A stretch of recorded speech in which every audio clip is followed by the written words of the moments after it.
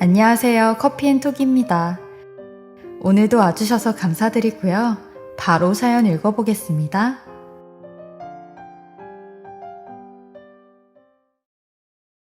안녕하세요. 저는 40대 여자이고 딸아이를 한 명 키우고 있는 엄마입니다. 현재는 가난한 형편으로 아둥바둥 손에 잡히는 대로 일을 하며 살고 있어요. 시급이 더 센 곳을 골라 이것저것 하고 있는 상황이죠. 이렇게 열심히 살고 있는데도 가난한 형편은 쉽게 나아질 기미가 보이지 않네요. 저는 워낙 어렸을 때부터 없이 살았기에 결혼은 좀 여유가 있는 사람과 하고 싶었어요. 누구나 다 꿈꾸는 그런 남자를 만나 좀 편하게 살고 싶었는데 결혼도 똑같더라고요. 끼리끼리 만난다고 다 제 위치에서 만날 수 있는 사람은 정해져 있는 것 같았어요. 저희 엄마 평생 소원이 저를 부잣집에 시집 보내는 거였는데 이 소원을 이루어드리지 못하고 먼저 하늘나라로 떠나보냈어요. 조금만 더 살아계셨더라면 부자는 아니어도 열심히 살고 있는 모습은 보여드릴 수 있었는데 말이죠. 누구나 다 그렇듯 엄마를 생각하면 저는 눈시울부터 붉어져요. 저희 엄마는 평생을 혼자서 저와 남동생을 키우셨거든요. 아버지가 계시긴 했지만 제대로 된 가장의 역할은 하지 않으셨어요. 남자라면 하지 말아야 되는 3가지를 다 하고 다니시느라 저희를 보살필 여력이 없으셨죠. 술과 여자 그리고 도박까지 아무튼 나쁜 짓은 다 하고 다니셨어요. 엄마 말로는 아버지가 딸만 5인 집에서 막내로 자라 세상 물정도 모르고 자기 하고 싶은 대로 커와서 저렇다는데 아무리 그래도 가장이 됐으면 가장 역할을 제대로 해야지. 그렇지 않을 거면 대체 왜 결혼을 했나? 어렸을 때부터 항상 그게 불만이었어요. 죽어라 엄마만 괴롭히고 들볶으시니 아버지가 밉기만 했죠. 그러다 결국 아버지는 알코올 중독으로 48세의 나이에 돌아가시게 되었어요.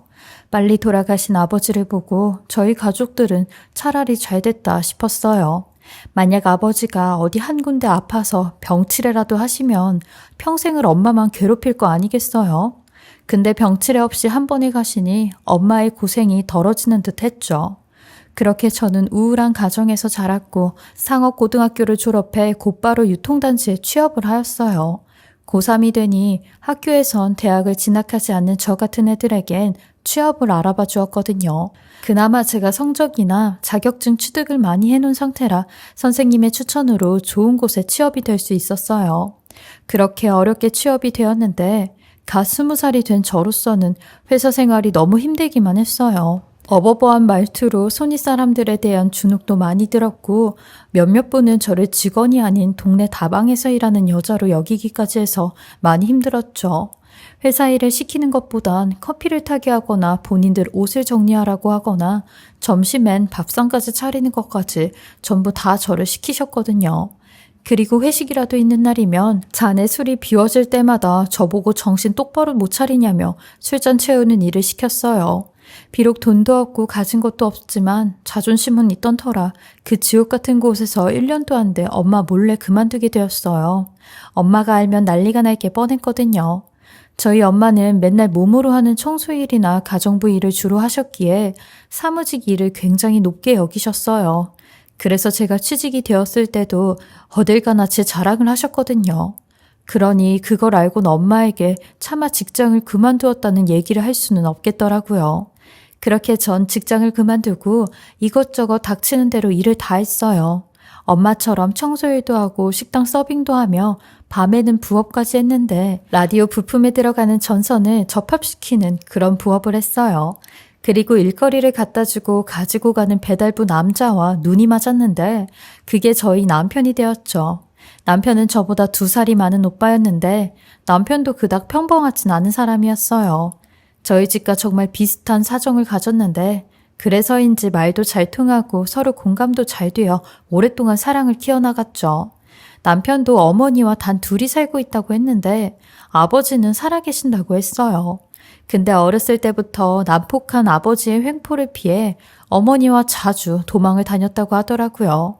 그리고 어느 순간부터 남편과 남편 어머니를 찾지 않으셨다는데 그때부턴 조금 편안하게 살았다고 했어요.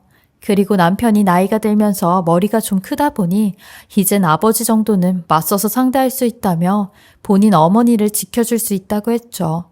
남편은 본인 어머니를 정말 끔찍하게 여겼는데 저한테도 그렇게 끔찍하게 여겨주더라고요.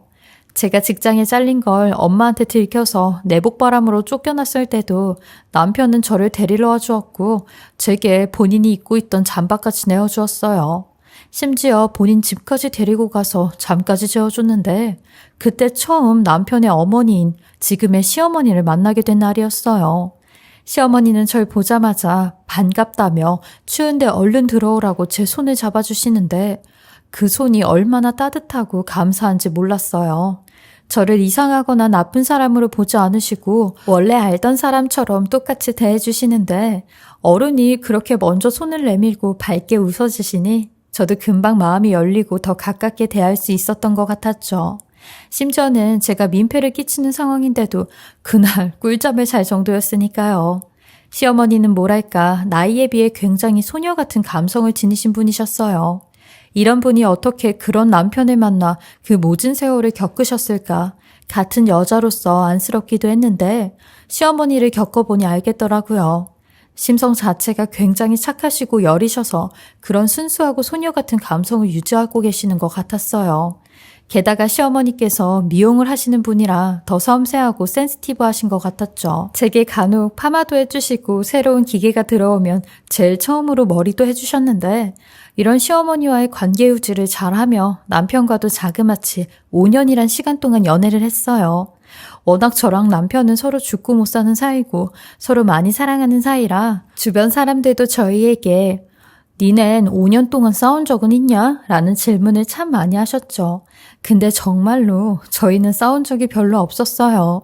왜냐면 항상 남편이 성질 더러운 저를 다 이해해주고 다 받아주었거든요.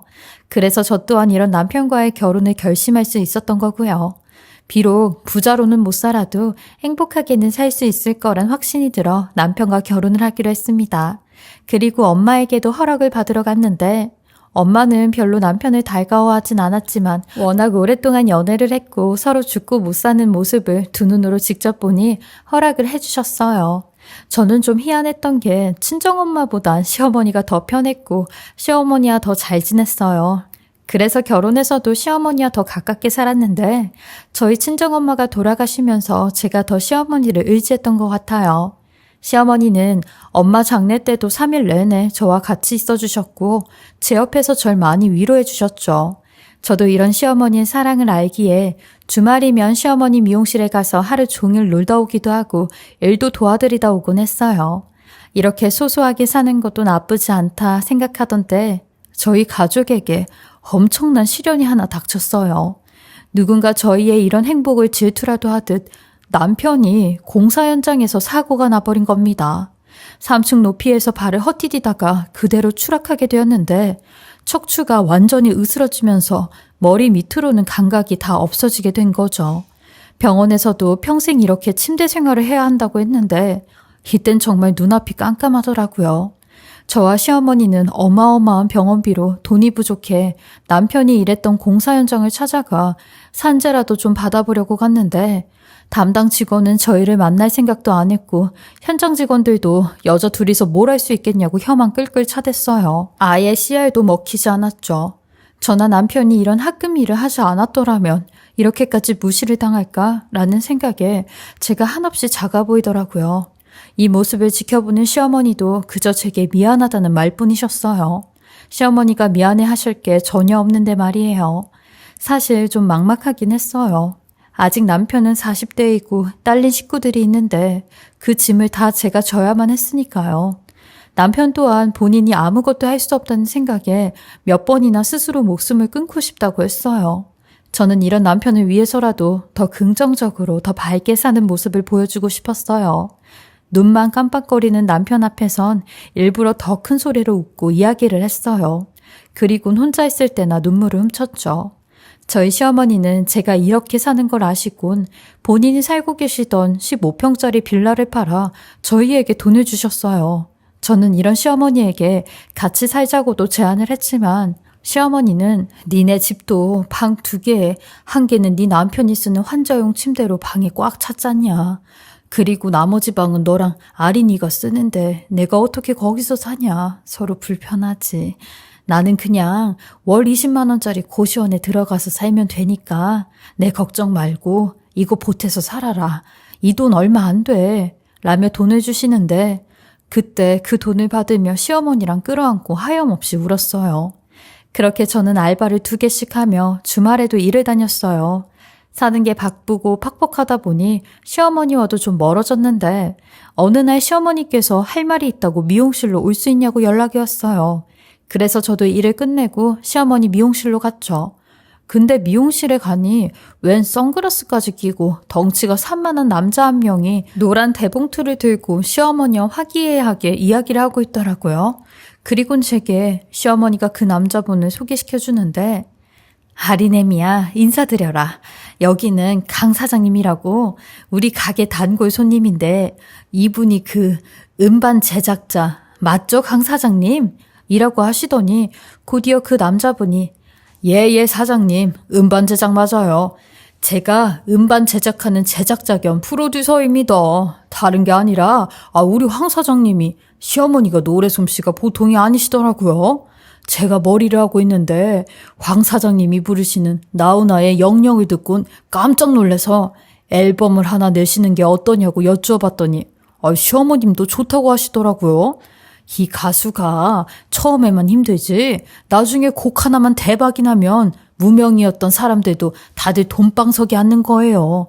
미용실 일은 잠깐 접어두시고 앨범 작업하고 여기저기로 홍보하고 지역 축제에서도 노래 부르고 하면 금방 유명세 탑니다. 어떻게 한번 진행해 볼까요?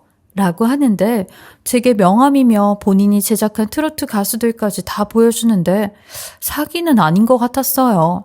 만약에 사기성이 있다면 제가 중간에서 하지 말라고 했죠. 근데 시어머니의 눈빛을 보니 너무 간절해 보이시고 너무 하고 싶어 하시는 듯한 얼굴이셨어요. 그래서 저는 시어머니와 단 둘이 진지하게 이야기를 해보았어요. 그러니 시어머니는 잘할 자신이 있다며 꼭 스타가 되지 않는다고 해도 꼭 돈방석에 앉지 않는다고 해도 평생 소원이었던 본인 음악을 하나 내고 싶다고 하는 겁니다. 그 제작자는 돈 500만 원만 내면 앨범을 만들어준다고 했대요. 좀 찝찝하긴 했지만 왜 부자들은 명품 가방 4,500만 원짜리도 그냥 턱턱 사잖아요. 그런 반면에 저희 시어머니는 그 500만 원짜리 앨범 갖는 게 평생 소원이었다고 하시니 그 말에 저도 알겠다고 해보시라고 했어요. 대신 그 강 사장이란 사람이 돈을 더 요구하면 그때는 거절을 하셔야 된다고 했죠. 그리고 저희 시어머니는 노래 5개가 수록된 앨범을 한 장 내시게 되었어요. 여기선 이름까지 밝힐 수 없으나 저희 시어머니는 트로트 가수로 쉽게 말해 데뷔를 하시게 되셨고 저는 시어머니의 1호 팬이 되었죠. 시어머니는 너무 행복해 하셨는데 저 또한 시어머니의 그런 모습을 결혼하고 처음 보는 것 같았어요. 15년 동안 시어머니를 봐왔지만 그런 모습은 정말 처음이었죠. 시어머니는 한동안 미용실 문을 닫고 밤낮으로 앨범을 홍보하러 다니셨어요. 낮에는 경로당이나 어르신들이 많은 요양원 같은 곳에 가서 노래를 부르셨고 밤에는 성인 나이트클럽 같은 곳이나 라이브 카페 같은 데 가셔서 홍보를 하시곤 했죠. 비록 돈은 3만 원, 7만 원 이렇게 받으셨지만 그래도 행복하다고 하셨어요. 또 미용사라는 본업이 있으시니 저도 한편으론 다행이다 싶었죠. 그렇게 몇 개월 동안 시어머니는 본인 활동을 하러 다니셨고 저도 일을 하러 다니느라 연락은 꾸준히 해도 서로 얼굴 볼 시간은 별로 없었어요. 근데 하루는 시어머니가 연락이 안 되시는 겁니다. 이상한 생각이 든 저는 시어머니 가게를 찾아갔어요. 역시나 시어머니는 가게에 안 계셨고 혹시나 싶어 원룸에 들어가 봤는데 아니 온 집안에 술병들이 널려 있는 겁니다. 술은 한 잔도 입에 못 대시는 분인데 술병들이 이렇게 많은 게 좀 이상했어요. 그리고 깔끔하신 성격의 집을 이 정도로 지저분하게 해놓으실 분도 아니었죠. 전화는 계속 받질 않으시고 새벽이 넘어서까지 시어머니를 기다리는데 2시가 되니 시어머니께서 들어오시더라고요. 근데 저는 시어머니의 모습을 보고 깜짝 놀라 말이 안 나왔어요. 시어머니 얼굴은 만신창이가 되어서 머리도 있는 대로 헝클어져 있는데 저는 이게 무슨 일이냐고 야단 법석을 떨었어요. 그러니 시어머니는 아이고 얘 애미야 별거 아니야. 내가 이 뾰족 구두를 신고 무대에서 내려오다가 그만 삐끗하는 바람에 넘어졌지 뭐니. 그래서 꼴이 이렇다. 얘 신경 쓰지 말고 얼른 들어가. 너도 네 남편이랑 아린이 챙겨야지. 라고 하시는데 시어머니 행동이 좀 이상했어요. 그 힘든 미용 일을 하시면서도 단 한 번도 몸이 아프다는 말씀을 하신 적이 없는데 가만히만 계셔도 앓는 소리를 하셨어요.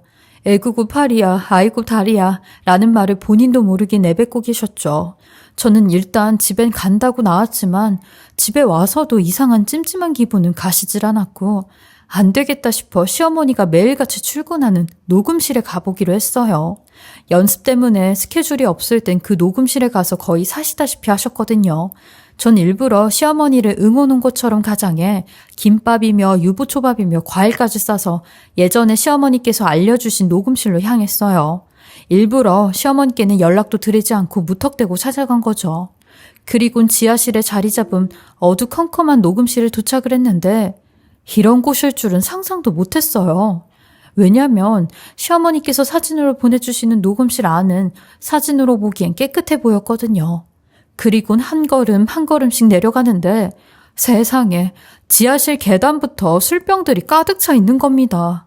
여기가 녹음실인지 아님 주점인지 헷갈릴 정도로 말이죠. 그런데 그때 문 밖까지 들려오는 어떤 남자의 욕지거리와 고함 소리가 나기 시작하는 겁니다. 그리곤 곧이어 시어머니의 목소리까지 들려오는데 대충 소리만 들어도 저 안의 분위기가 보통 험악한 분위기가 아니라는 걸 알았고 이건 무슨 일이 생겨도 생긴 거다 싶어 문을 열고 들어가려고 하는데 마침 그곳에서 누군가 밖으로 나왔고 저랑 세게 부딪혔어요. 그리곤 일어나 그 사람을 보니 저희 시어머니였습니다. 시어머니는 제 모습을 보고 허겁지겁 얼른 나가라고 저를 일으키시는데 곧이어 그 안에서 어떤 처음 보는 남자가 씩씩거리며 저희 시어머니에게로 달겨들었고 저는 그 사람을 막아서며 당신 뭐야? 당신 뭔데 우리 어머님한테 지금 뭐 하는 거야? 라고 겁도 없이 그 남자를 있는 힘껏 밀쳐댔어요. 그러니 그 화살은 제가 아닌 저희 시어머니에게로 향했고 그 남자는 시어머니의 멱살을 잡으며 우리 어머님? 네가 시어머니도 됐냐? 야, 황말자. 너 많이 컸다. 네 며느리는 네가 어떤 사람인지 알기는 하냐? 네가 뭐 하던 여자인지는 아냐고. 라는데 시어머니는 그 사람 앞에 무릎을 꿇으며 여보, 제발 그만하세요. 제발 그만 좀 하세요. 얘 며느리는 아무것도 모르고 우리 태수도 아무것도 모르잖아요.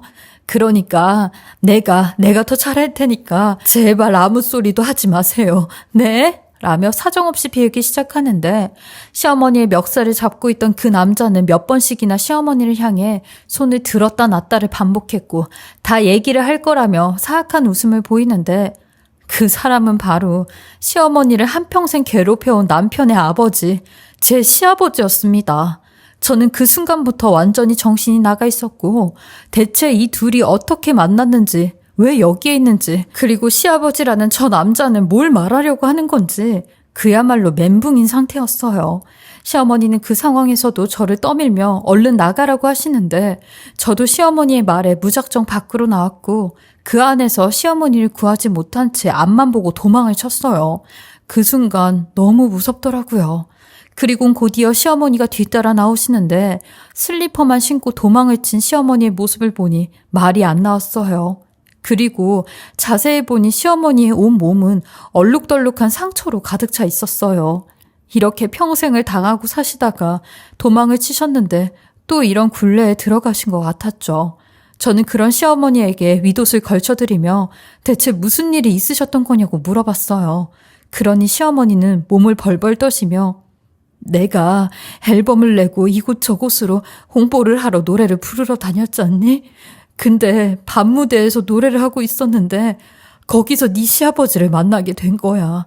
그리고 그때부터 틈만 나면 나를 찾아오고 나를 감시하고 나중엔 또 손을 올리기 시작했는데 내가 신고를 하고 싶어도 너랑 내 아들한테 말하지 못한 내 과거 때문에 그걸 계속 빌미 삼아서 신고를 못하게 했던 거야.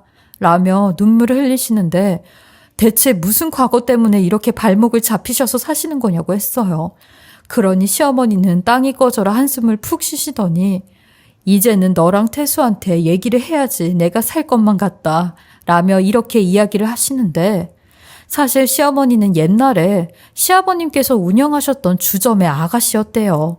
거기서 남자 손님들을 상대하며 노래도 부르고 접대도 하셨다는데 그 일을 했던 과거가 있으니 평생 시아버님한테 발몽이 잡히셔선 그렇게 당하시면서도 입 뻥끗 신고 한번 제대로 하지 못하셨다고 하더라고요. 그리고 본인의 과거가 자식과 며느리의 귀까지 들어갈까봐 그게 무서우셨다는데 그 말을 듣는데 시어머니가 너무 안쓰러웠어요. 그런 과거가 있다고 해도 지금은 저희 남편의 어머니이고 제 시어머니인 건 변함이 없는 거잖아요. 그리고 듣게 된 더 충격적인 게 하나 더 있었는데 그 제작자 강 사장은 이 모든 걸 알고 있으면서도 그냥 눈을 감아주었다는 겁니다.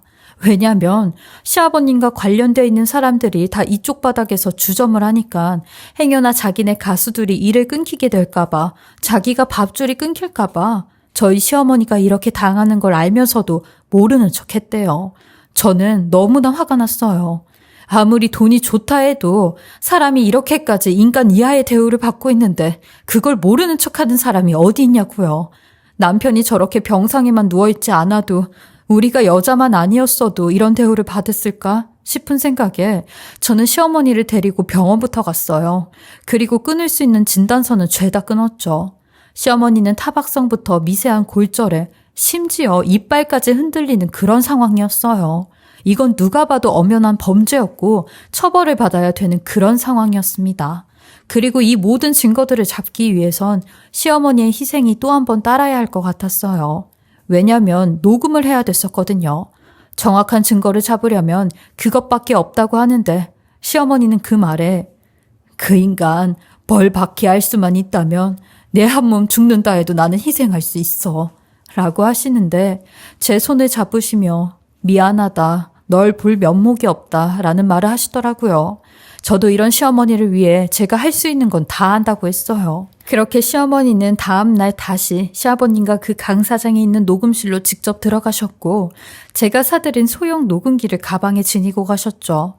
그리고 저는 이 모든 증거를 더 정확하게 잡기 위해 밖에서 시어머니 목소리를 듣고 있다가 경찰에게 신고를 하려고 기다리고 있었어요.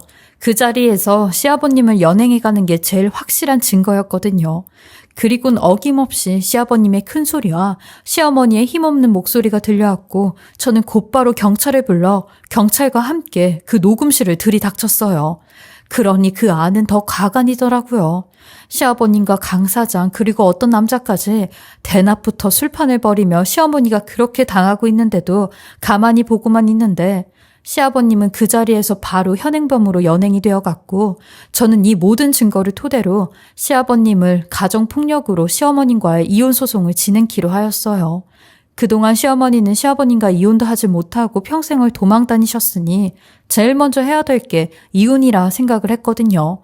그렇게 시아버님은 4개월 정도 조사를 받은 후 형벌이 확정이 되었고 상해의 경우엔 7년 이하의 징역이나 1,000만 원 이하의 벌금으로 시아버님은 아니 그 동물만도 못한 인간은 1년의 징역이 선고되었습니다. 그리고 이혼 또한 바로 진행이 되었는데 추가적 조치로 접근 금지까지 신청을 하여 시어머니와 저희 가족은 안전을 보장받을 수 있었어요. 이 모든 소송이 끝이 나니 1년 4개월이란 시간이 흘렀네요. 가끔 시어머니는 내가 트로트 가수를 한다는 소리만 하지 않았어도 이런 불상사가 없었을 텐데 미안하다. 내가 죽을 죄를 졌다. 라는 말을 하시지만 전 시어머니가 이런 말을 하실 때마다 어머님 무슨 말을 그렇게 하세요. 되려 어머님께서 트로트 가수 하시게 되면서 그 사람으로부터 벗어날 수 있으신 거예요. 그거 아니면 어머님께서는 항상 지옥 속에 사셨을 거 아니에요. 아주 잘하신 일이에요. 라며 시어머니의 마음의 짐을 덜어드리고 있는 중입니다. 이 일로 저희 가족은 다른 곳으로 이사를 가 새롭게 터를 잡고 살고 있어요. 저희 시어머니도 예전에 하셨던 미용 일을 계속하시며 지금은 주말이나 어버이날 그리고 명절날마다 요양원이나 경로당으로 노래봉사를 나가시고 있으세요. 어머님께서 노래를 부르실 때가 가장 행복해 보이시는 건 여전하시고요. 저 또한 어머님의 매니저이자 팬으로 항상 응원을 하고 있습니다. 인생이 끝날 때까지 저희 가족, 남편과 딸 그리고 시어머니와 함께 행복하게 열심히 살겠습니다. 많이 응원해 주시고요. 제 이야기 들어주신 모든 분들도 항상 행복하시고 서로 사랑하며 사셨으면 좋겠습니다. 제 이야기 들어주시고 읽어주셔서 감사합니다. 지금까지 커피앤톡이었습니다. 오늘도 끝까지 함께 해주셔서 감사하고요. 저는 다음 영상으로 또 찾아뵙겠습니다.